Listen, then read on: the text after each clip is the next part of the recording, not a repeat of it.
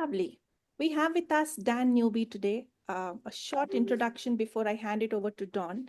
Dan is a champion for emotional literacy and works with leaders, educators, and coaches worldwide. His passion is helping emotional literacy become a common sense and emotions a tool that we use daily. He has authored 4 books, and we've got some of us who've read a couple of his books too, on emotional literacy and its application to coaching. He regularly leads his course, Emotion Centered Coaching for Coaches and people who support people, which includes leaders, therapists, educators, faith leaders, and parents. He's worked with leaders in the US, Germany, Italy, El Salvador, Mexico, Slovakia, UK, Singapore, and Canada. His coaching clients come from manufacturing, education organizations, and NGOs. He often combines individuals and group work and is the originator of the emotion centered coaching model.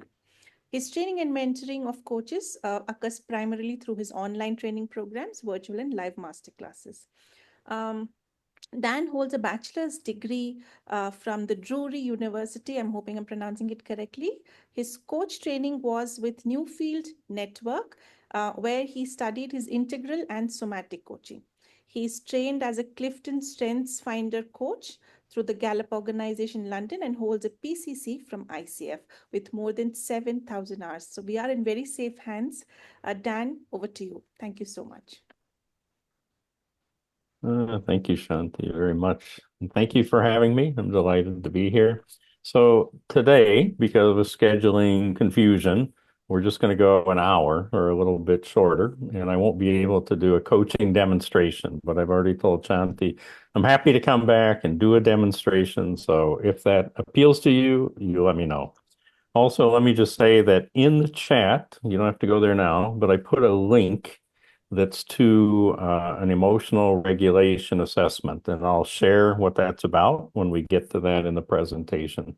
So today, for me, I see this like a conversation, and if we don't answer questions today, you're free to contact me and we can follow up with other conversations. So please see me as a learning resource, and I'm happy to connect with you at any time. So I'll give you today what I have. So the first thing is to talk about, well, what is this emotion-centered coaching? Where this came from is that I used to train coaches for many years, and I still mentor and do coach training. And one of the things that I recognized was that mostly we train coaches and we learn as coaches using language. We listen to stories, and that's the focus that we have. But one of the things I've discovered in my life and in my work is that really it's important or it's valuable to think about and investigate where are those stories coming from. And they're always coming from one or more emotions. So we have the opportunity to honor the story, but look for the source. And that's really what emotion-centered coaching is. It's a coaching methodology, just like all coaching methodologies, but the focus is slightly different, and it is on emotions, the emotional awareness and knowledge of the coachee and or what they're blind to emotionally.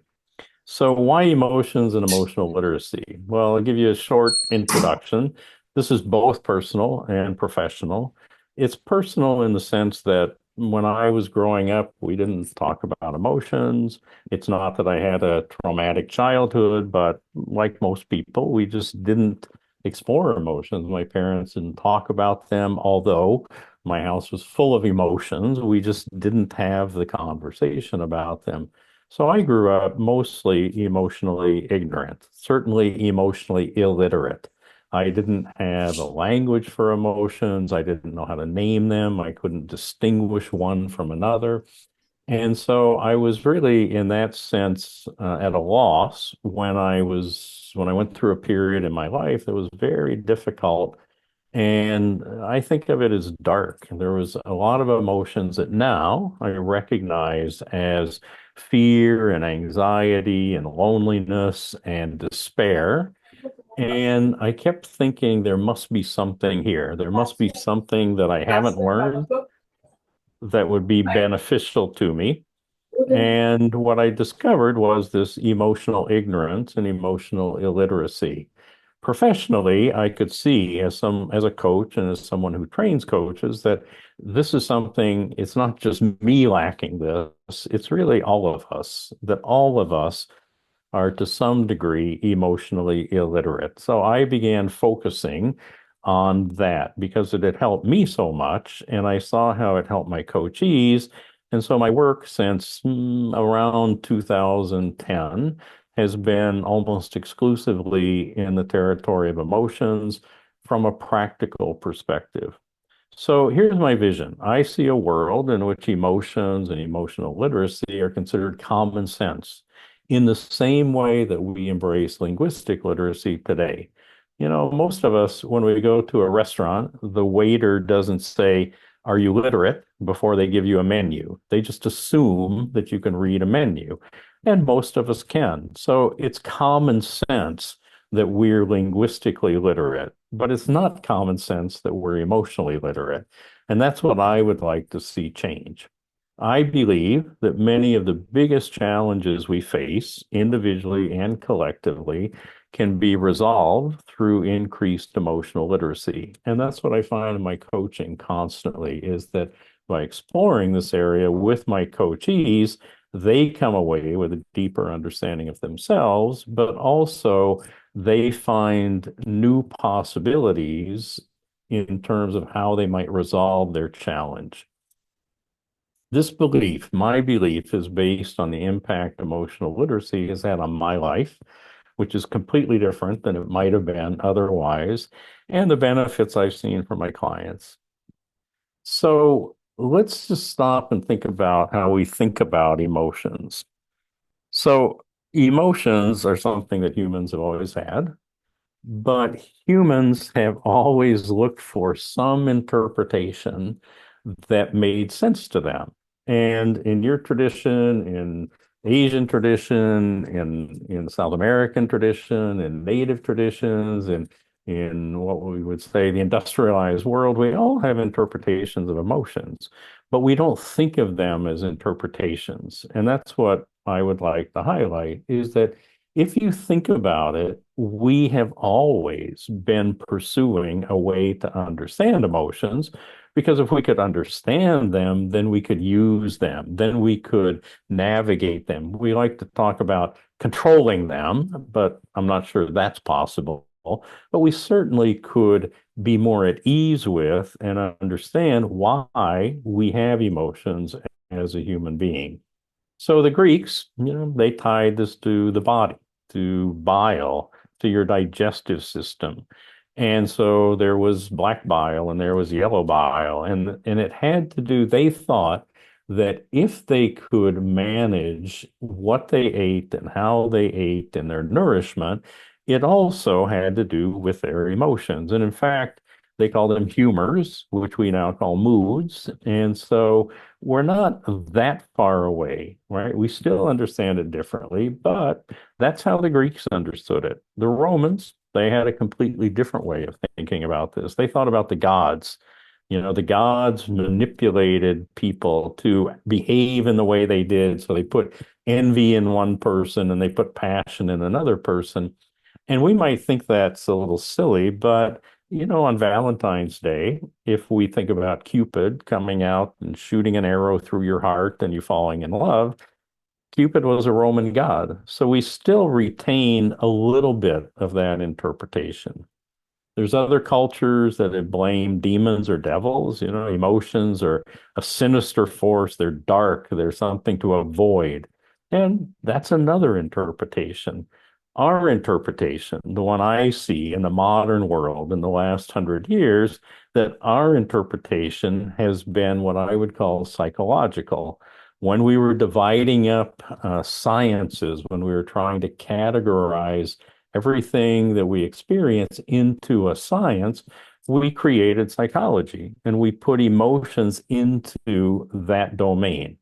And I'm fine with that. But here's what I'm lacking. Here's what I'm looking for is I'm suggesting that we could have an interpretation that allows emotions to be understood as a practical tool and as a life skill. And in the territory of psychology, it's not quite that because you have to go see a specialist if you want to talk about your emotions in a serious way. But all of us have emotions. All of us talk about emotions. Your children talk about emotions. Your parents talk about emotions. Your clients talk about emotions. So we need a tool that anybody can use, kind of like arithmetic. We need a tool that we can use on a daily basis. Not like that makes us therapists, but it helps us understand why we do what we do, how we do it, whether we do it, because those are all generated by emotions. So, how we regard emotions today, almost every culture that I'm aware of has its own specific view of emotions. But most, I think, consider emotions less important than intellect. Right? We study lots of science, we study lots of math, we study lots of literature. Those are all intellectual pursuits, but we don't pay much attention to emotions. We tend to focus on intellect rather than emotions. We put more attention on our physical health and development than emotional. So if you think about the healthcare system, you think about how many doctors, nurses, therapists, counselors, wow, we put lots of attention on either developing health, right, with gymnasiums, with exercise, with programs in school, or in recuperating health, like in the medical profession. We put lots of attention there, much less on emotions. Every culture that I'm aware of privileges certain emotions and discourages others. And we sometimes call them positive and others negative. And we tend to view emotions through the emotions of suspicion and embarrassment, right? We're suspicious about anybody who, what's their emotion and what's provoking this. But also, we're often embarrassed to talk about them as if there's something wrong with that. We don't talk about them as a normal part of our lives as human beings. And we could leverage the emotions of curiosity and acceptance to have a different conversation about our emotions. And that's what I'm inviting us to. So if you think about what did you learn about emotions when you were growing up, certain things you were taught and certain things you made meaning of, right? You figured out what emotions meant to you. You watched other people and you saw what they did or didn't do, and you concluded that, oh, they didn't do something or they went and hid because they were embarrassed. So they may not have told you that, but you figured out the meaning. You worked it out for yourself. Well, the question here is, well, I won't answer it today, but you can reflect on what did you learn? And many times people tell me when we have a conversation about this, they learn to be seen and not heard, right? They learn to not express emotions or not express certain emotions. They learn to deny their emotions or push down their emotions or avoid their emotions. And many people, very few people that I work with were encouraged to explore and experience their emotions and learn about them. Very few. So I want to share with you what are the common beliefs that I hear over and over and over from people in every part of the world. And I even think of them as myths. I think, well, this is something we believe about emotions, but if you begin to examine these, what I think you'll see is, well, they don't necessarily stand up to the light of day or to reason. One is that we often believe that emotions can be avoided, and so we have habits where what do?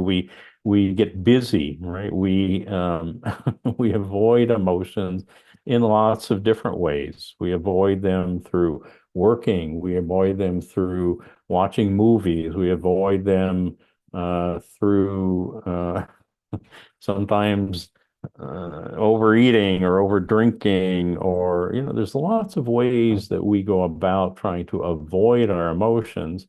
But the interpretation I would say is more relevant to us today is that emotions are non-discretionary. That means we don't get a choice. We are emotional beings. Just like we sleep, you don't have a choice. You're a human being. So what does that mean? You can try to avoid sleeping, but eventually you will sleep because that's part of being human. So you can try to avoid your emotions, but eventually you will have to confront them because they're part of you as a human being. They cannot be avoided forever. Just like sleep, just like eating, just like breathing, just like other things that are a natural part of being human. And the interpretation I use of emotions is that they're simply that puts us in motion. So they're the energy that moves us, you could say. And this comes directly from the Latin word emuove.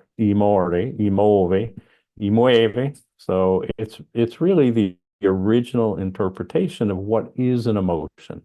And everybody that I work with a little bit of support, can notice what they feel like doing, the energy they feel, the story connected with that. And that really is what I'm talking about when I use the word emotion. The second myth that I see is that emotions are not or cannot be learned. But I would argue that, in fact, they are a domain of learning, and they're as important as intellect. And you have been learning emotionally your entire life. If you hadn't, you would have the same emotional capacity as when you were born. And you clearly don't. You know much more about emotions.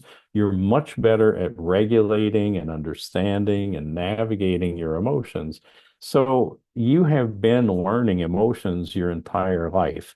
Now, you may not know how, you may not be aware of the path that led to you learning, but you have been learning. So, one of the things I want to help people see is that you can do that intentionally. You don't have to do it randomly, which is how most of us have been learning emotionally. The third is that emotions are random, they're capricious, and they can't be trusted. And I used to believe this. This is how I saw emotions in those days I was describing.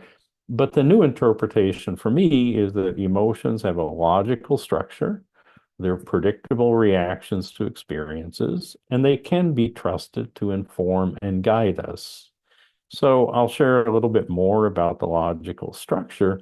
But if you think about it, is that we live with this idea that emotions just kind of show up whenever they feel like showing up. They kind of have their own lives. And I would say, well, I don't think that's quite accurate. Number four is that emotions are inherently positive or negative. And we even talk about positive emotions, negative emotions. But what I would argue is that emotions are neutral. And the question isn't whether they're positive or negative, or even whether we like them or not. It's whether they're serving us or not in a specific situation. So sometimes we think, well, fear, ooh, that's a bad emotion. That's a negative emotion. Except fear keeps us safe. Fear keeps us out of danger. Fear keeps us looking both ways when we cross the street, right? Fear keeps us from walking down streets that are unsafe. So fear has a very helpful purpose. On the other hand, fear doesn't feel particularly good to most people. And fear keeps us from doing things that we really want to do. So fear may keep us from I don't know, learning some new coaching technique or asking somebody to be our client or going on a trip. But still, I wouldn't say that fear is either inherently positive or negative. It depends on the situation. I would say it's either serving us or not serving us. And that's the way I work with my clients is, okay, let's identify your emotion. What are you in now? And is it serving you or not serving you? And often the answer is it's not serving me anymore, right? It was, but now it's not. So I'd like to shift it. Great. Then let's work on shifting your emotion. Myth number five for me is that emotions exist just to irritate and annoy us. And this was one of mine. I absolutely believed in those days that I was describing that if I could just get rid of my emotions, life would be so much better. Well, the problem with that is that every emotion has a purpose and it exists to take care of us in its own way, or it allows us to do something we could not do without it. So, one of the things that we don't sometimes stop to recognize is that emotions are there to support me. Even if it doesn't feel pleasant, that emotion has a purpose. And if I can recognize the purpose, then I can make use of the emotion. Then the emotion can be helpful to me, even if it's uncomfortable. Common belief number six, emotions can be controlled and we must try to control them to live well. Well, the problem I have with this one is I've been doing this work for quite a long time. I can't control my emotions, and I don't know anybody who can, and nobody's ever been able to teach me how. And so my conclusion is that they cannot be controlled, but maybe that's the wrong way to think about them. Maybe that's not helpful. Maybe what's more helpful is to learn ways to regulate our emotions and navigate our emotions, making them a partner, befriending them, accepting their support, accepting their direction. So, including them rather than trying to control them or exclude them. Number seven, emotions get in the way of clear thinking and by nature are in conflict with reason. Well, I'm not an expert in neuroscience, but what I understand is that it's been pretty clearly demonstrated that emotions are part of thinking and reasoning. Is that when we're in the emotion of compassion, we think differently than when we're in the emotion of resentment. So emotions and thinking are inseparable. We cannot take them apart. So one of the things we could do is we could begin to think about what emotion would allow me to think the way I want to think. So we could turn the formula around instead of trying to get rid of emotions. I could include them, but I could use them as a tool in my thinking. Number eight is the last one. In business, emotion should be left at the door. We've thought that for a long time. Here's the problem I have with that is that there is no organization on earth that I know of that does not want its employees to be sincere, ambitious, inspired, loyal, trustworthy, or enthusiastic. And if we banned emotions from the workplace, none of these would be available. So when people say, well, we should leave our emotions at the door, really, I think what they're saying is don't bring the ones that trouble me. Don't bring the ones that make me uncomfortable. Bring the ones that cause potential friction in the organization. But of course, that's not even an option because we are emotional beings. So the better question is, how do we integrate emotions into our organizations, into our teams? How do we make them a tool rather than trying to ban them from the workplace? This last one is not a myth. This is just a common belief. And the belief is that there are only six core emotions and the rest represent varying degrees of intensity. And that's often what color wheels are based on or emotion wheels. And those were very helpful to me. But what I began to see as I learned was that there are more than 200 unique emotions, and each has its own distinct role. And here's how I understand it. If you think about a piano keyboard, it has 88 keys, and each key and each emotion has a unique pitch. This is according to physics. This is not according to Dan. Is that if you play middle C and you play an octave above, the pitch is different, even though they sound like the same note in some way, they vibrate, the strings vibrate at a different pitch. Well, according to physics, we do as well. So when we're in different emotions, we, as the human beings, vibrate differently. So some emotions and some keys we experience often, right? If you think about playing piano, you play the keys in the middle of the keyboard most, and the ones on the end the least. Well, that's true with emotions too, is there's emotions we experience every day, anxiety, probably a little bit of happiness, joy, doubt. These are ones that we experience daily.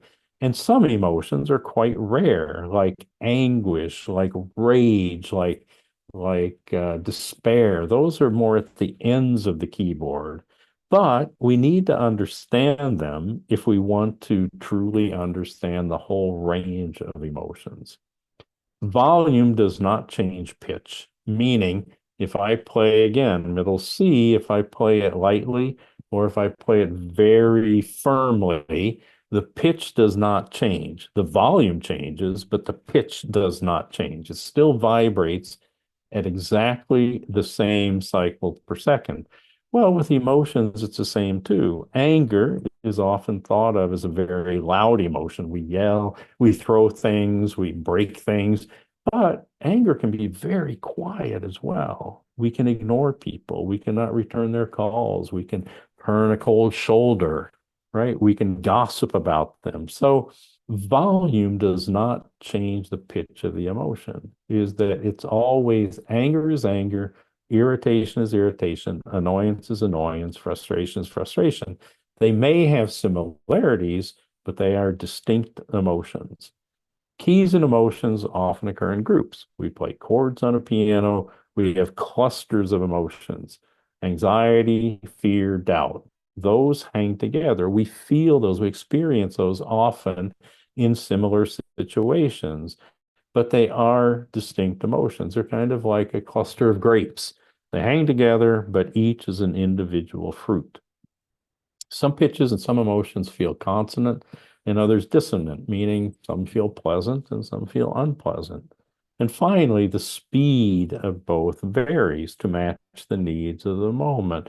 So we can feel a flood of emotions, one after another without pause, or we can feel an emotion for quite some time, depending on the situation, right? If we're lying in a hammock in the backyard, we may feel quite content for quite a long time. But in other moments, the speed is so rapid how we feel emotions and experience them that we couldn't keep up with naming them. They come as a flood. So one of the questions I thought would be very simple to answer when I started in this work was, how do we know if something is an emotion or not? And what I recognized when I looked up lists of emotions is that every list is slightly different. Most of them include anger, but there's lots of other things that are different. And I realized that, well, whoever wrote that list had a set of criteria that they needed to match to put it on the list as an emotion. So when I was working on this with Lucy, with my wife, we said, well, what do we believe is required? What are our criteria? One was that every emotion has a consistent underlying narrative. It gives us information. There's something we believe or something we're thinking about it. Every emotion has an impulse, meaning we feel like doing something, even if we choose not to. So it has this predisposition to act. It might be to go out and run a marathon, or it might be to lie on the sofa. But every emotion has us feel like doing something again, even if we choose not to. And every emotion has a purpose, as I said. So if you look at this card, which is an Amoli card that I created, if you look at boredom, here's how I deconstruct them. And this is part of the logic of emotions, is that the story of boredom is there's nothing here of interest to me.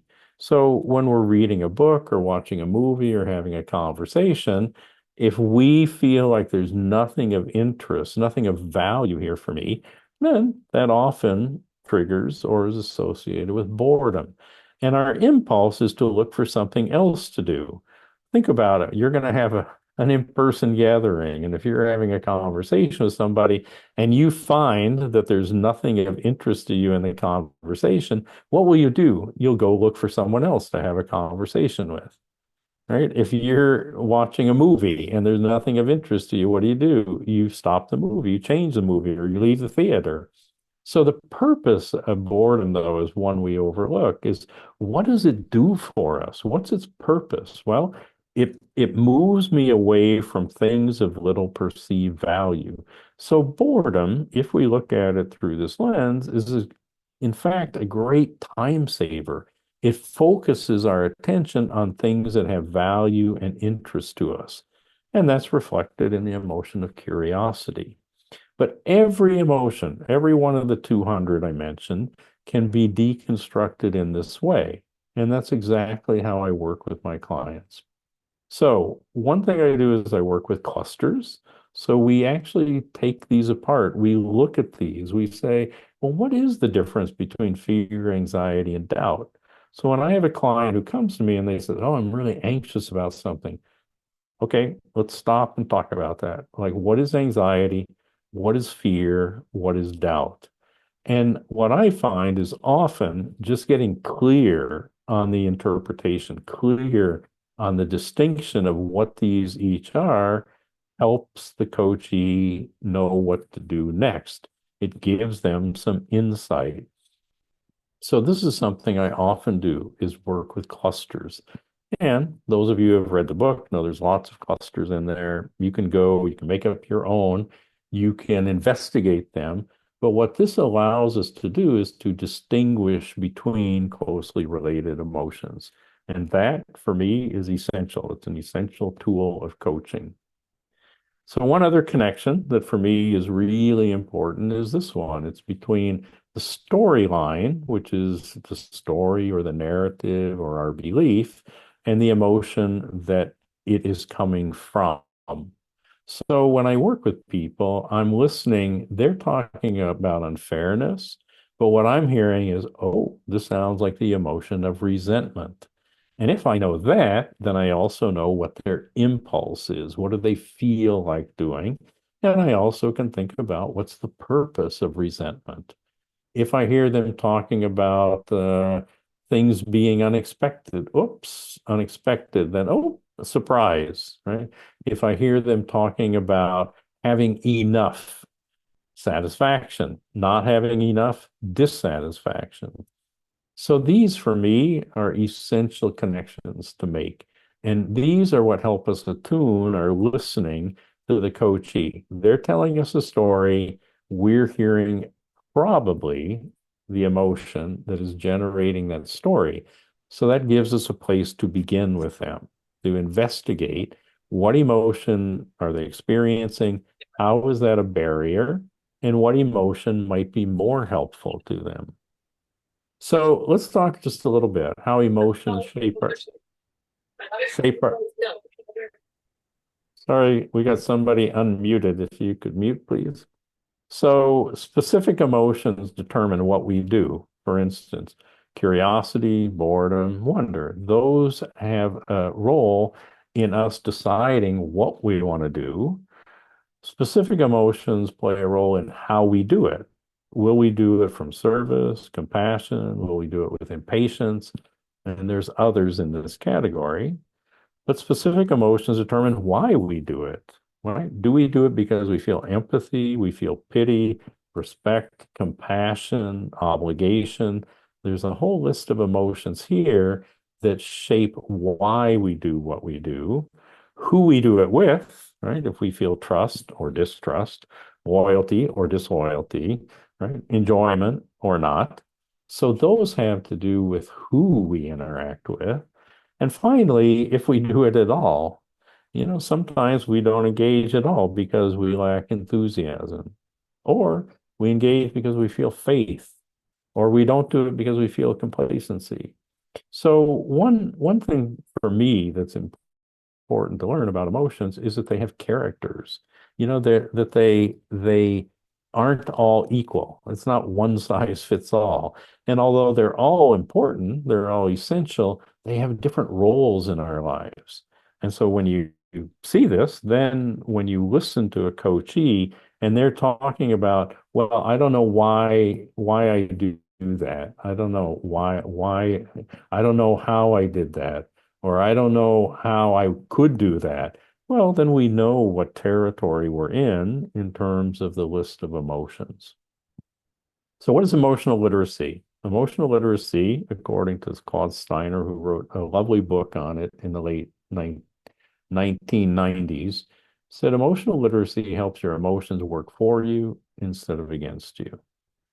And Joshua Friedman, who CEO or was CEO of 6 Seconds, who created an EQ assessment, said, well, emotional literacy is the basic building block of emotional intelligence, meaning we all have emotional intelligence, but if we want to elevate it, if we want to strengthen it, we do that through emotional literacy.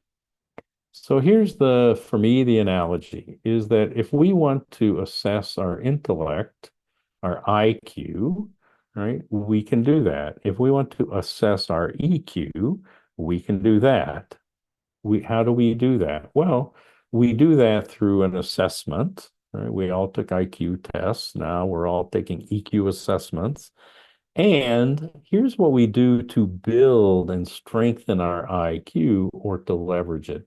We learn to read, we learn to read, we learn to write, we learn the alphabet. And how would we do this in the emotional domain? Well, we would notice and name our emotions. We would understand the story, the purpose, the impulse, and other distinctions about emotions. And that's how we can not only leverage what we already have, but strengthen it. And it doesn't really matter whether we're talking about in the intellectual domain or the emotional domain. We have the opportunity in both. So, what are the steps? One, and this is not as easy as it sounds, is one, stop and notice. Notice the sensations in your body. Notice your thoughts. Learn to listen to your emotions. That requires pausing, which many of us are not very good at. Number two, put a name to it. Again, seems quite easy, but people struggle very often because we have quite a limited emotional vocabulary.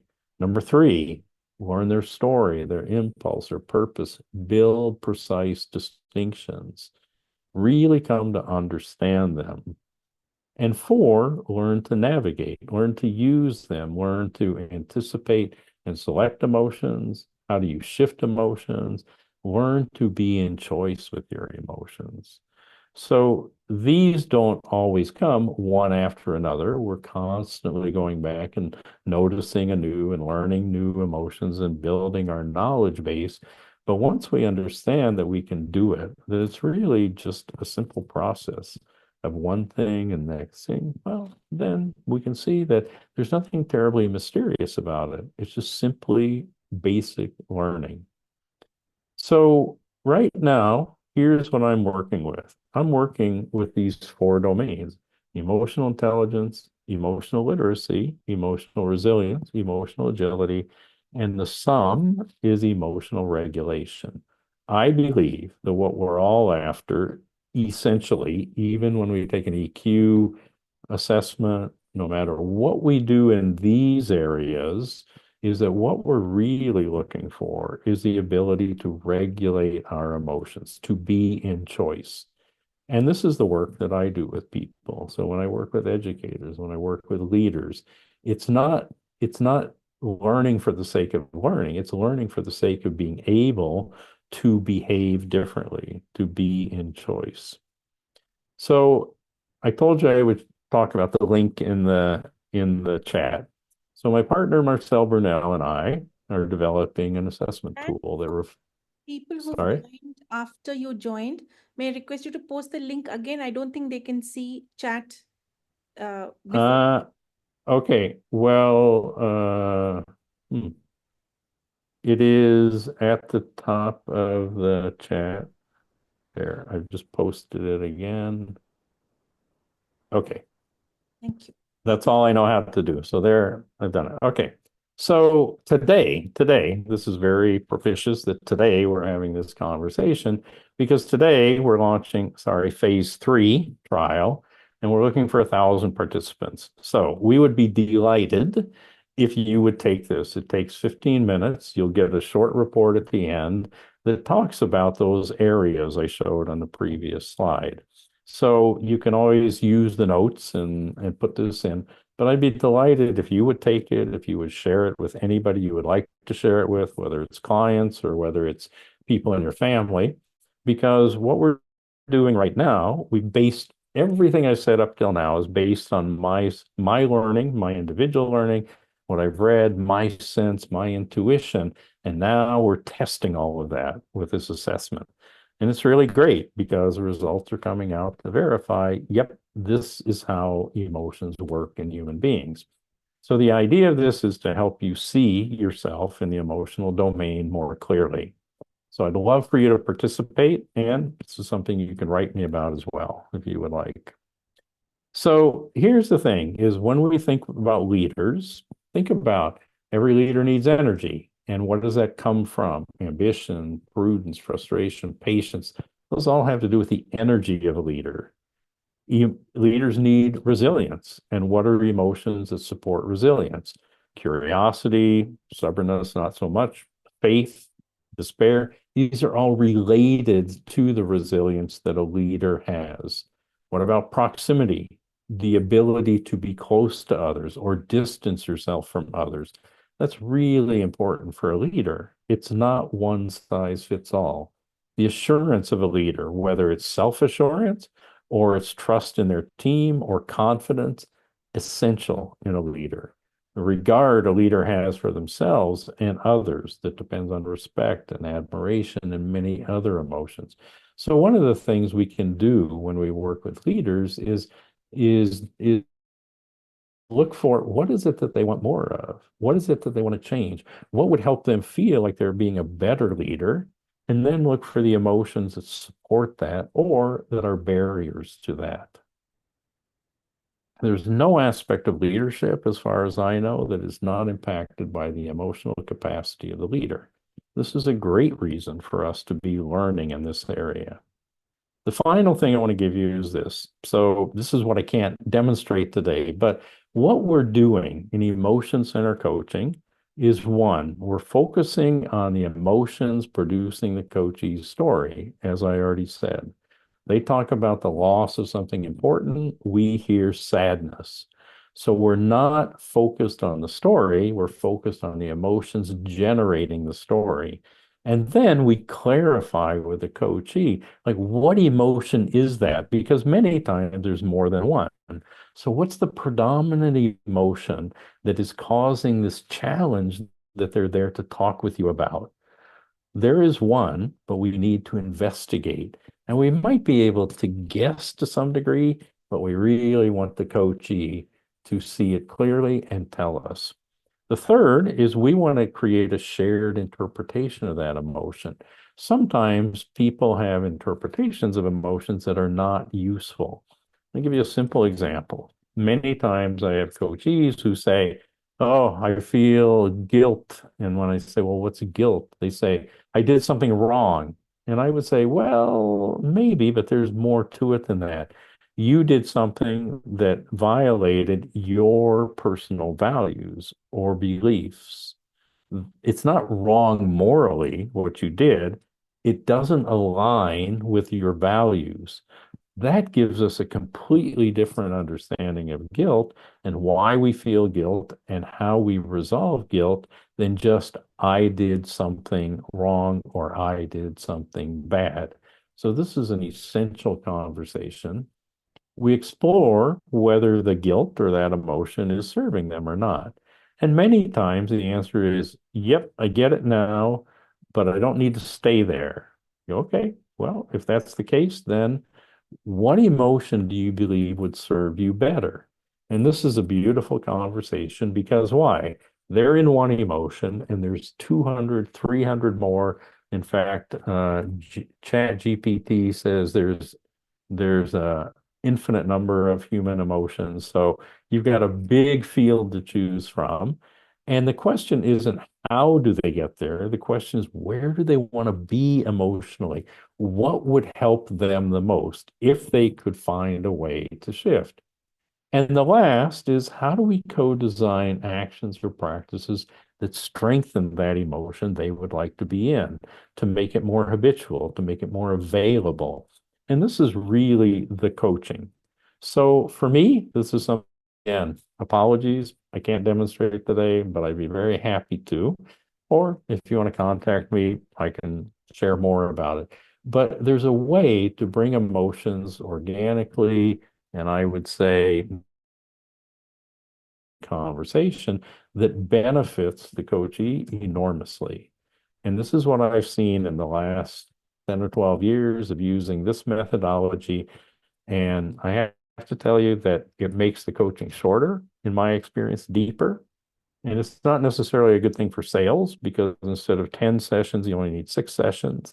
But still, it's good for the coachee. And I think that's what we're here for. So what I would invite now is questions, insights about, what questions do you have? I'll just leave this here. These are some resources that you're welcome to check out. That's my website. That's how you contact me. And we've got about 5 minutes before I need to go. So I'd love to answer Samik's question and any others that you have before we end. Samik. Hi, Dan. Thank you for the wonderful session.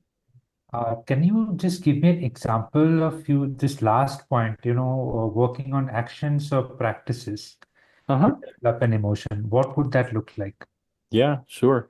So let's say that a person is in the emotion of uh, let's say they're in the emotion of resignation. And what would resignation be? It would mean nothing I do will make any difference. And of course, why would I even try if nothing is going to make a difference? And so an action or a practice might be, okay, what's something that you believe you can't make any difference at? It won't make any difference no matter what you do.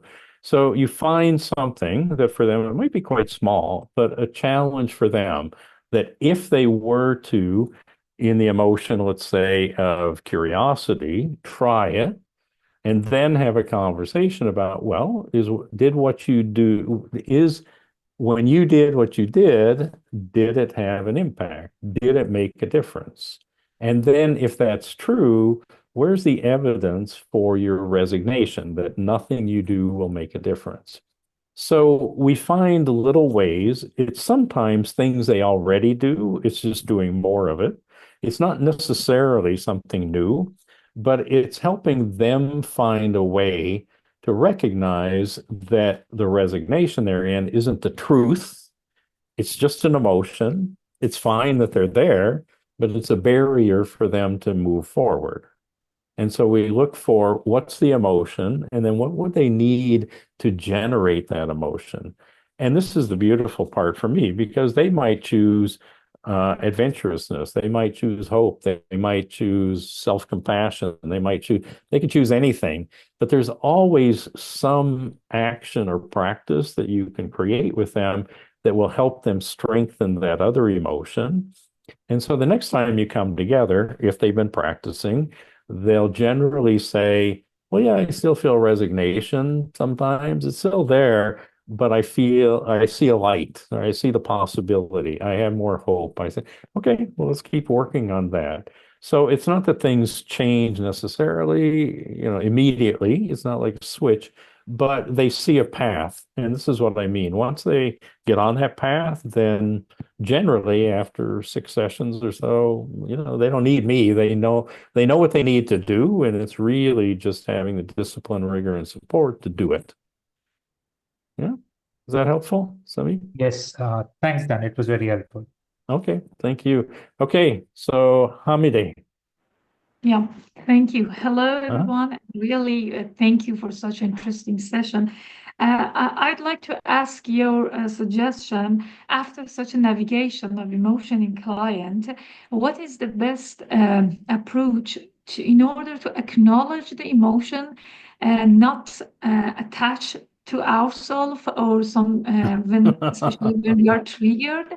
Uh-huh. Yeah, and Yeah. then entering the shifting process. Yeah. Yeah. Thank So, you. so in coaching with emotions, we coaches, we have emotions too. So one of the places to, I think, answer your question is to say, well, what are the emotions in you as a coach that has you get attached to the emotions of the coachee? And my experience is that often it's one of two emotions: empathy, right, where we feel what they feel, we feel their pain, or pity, we feel sorry for them, we feel like they need us in order to be successful in their change. And I would say that one of the things I find when I work with coaches is that there's another emotion that I find more helpful, which is compassion, meaning in the original sense, to be with. So you're a witness to what's happening for them. You acknowledge it. You say, yep, I understand. If you see the world that way, if that's your story, of course you feel that emotion, whether it's sorrow, sadness, disappointment, regret, whatever the emotion. But you, in compassion, are able to maintain your own emotional center. So you can stay in the emotion of service. You can stay there in dignity and respect, right? You don't become one, in essence, with the coachee. And I think this is why to build in us really clear distinctions about when am I experiencing empathy, sympathy, compassion, pity, because those are all emotions that have to do with how emotionally close we are to another person. And sometimes, of course, empathy is perfect. And sometimes sympathy is perfect. And sometimes compassion is perfect. And sometimes pity is not so bad. But if we don't understand in ourselves how to choose those, then we're likely to fall into whichever we know best. And for many people, it's empathy. So again, nothing wrong with empathy, but I think often we're lacking distinctions that could help us. And if it helps us, it will help our coachee. Yeah, helpful. Lovely. Okay, one more. Vivek. So first, thank you, Dan, for a truly amazing session. I had two somewhat related questions. The first, which Arun actually asked in chat, which over here, do you use the terms emotions and feelings interchangeably?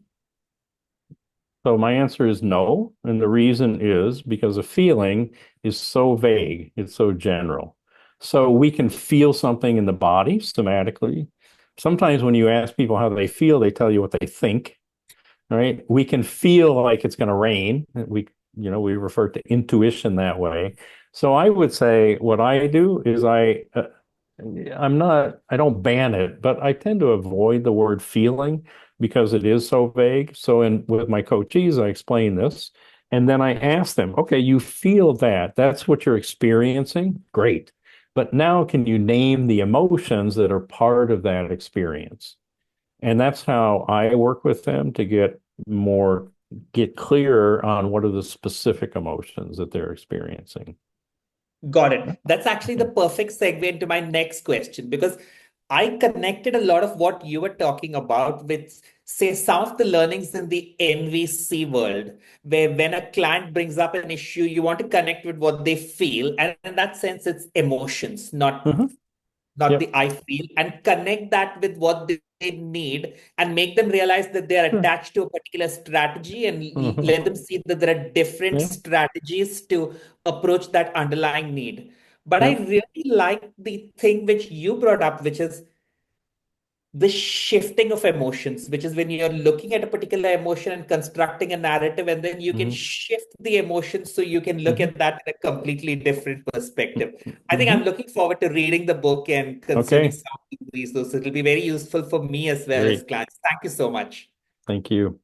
Well, I'm really sorry I have to run. And so thank you so much for having me. And I look forward to having another conversation with you, whether together or you want to connect with me individually. Thank you for doing the assessment. It's a huge help for my research and what I'm doing, what I'm curious about and investigating these days. So thank you, Shanti, so much for hosting me and inviting me. And I hope to come back. We hope to bring you back soon, Dan. There were Okay. lovely comments and questions. I'll hope to see how I can get those to you, and we will connect very shortly. Thank you. Okay. Thank you so much. Have a wonderful evening. Thank you, Thank Dan. you. Thank you, everyone. Bye-bye. Thank you. Thank you. Thank you. Hey, can we have the name of the book, please? I don't know that's the name of the book. Give me 1 second. I will put it in the chat. And that link didn't work for Thanks. me.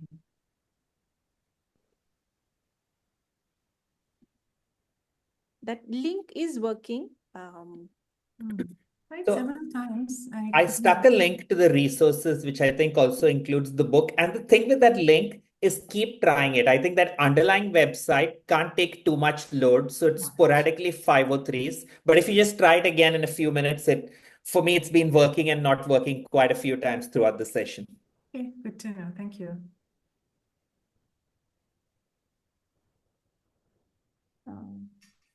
Okay, 1 second. I picked it up from his bio, so I have to go to his bio again and put it in the chat. The books, please give me some time. So I included a link in the chat, which has his resources slides, has the name of all the books. Perfect. Thank you. That's the one I was trying to look for from his online bio.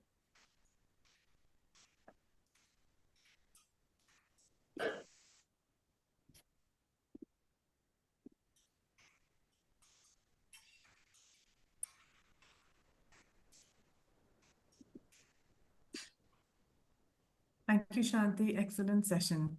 Thanks, Shanti. Thank you. Happy New Year, everyone. Those of you who are meeting us on the 14th, hang in. Your Happy New Year is coming. Those of whom will not be meeting, a very Happy New Year. Looking forward to meeting all of you in 2025. Take care. Take care. Bye. Thanks, Thank Shanti. you. Thanks a lot. Bye-bye.